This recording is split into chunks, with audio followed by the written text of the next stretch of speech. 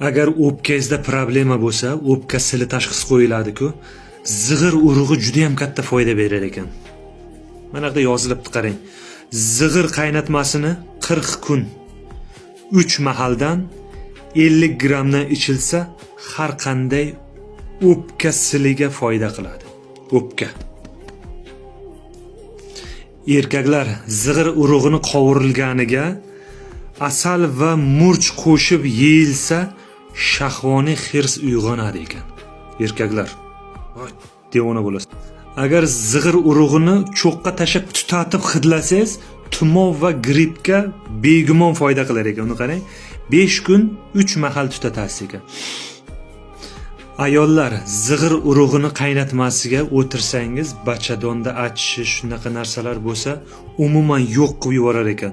10 kun 2 mahal zig'ir urug'ini qaynatmasiga tog'oraga o'tirasiz. Juda ham bachadonga foydasi katta.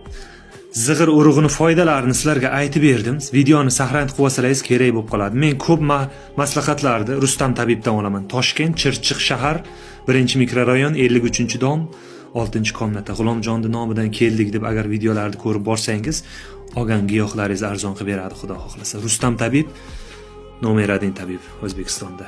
Tojikistonda G'ulomjondan foydali maslahat. Tojikiston hamma vaqt papesh, Olg'a O'zbekiston.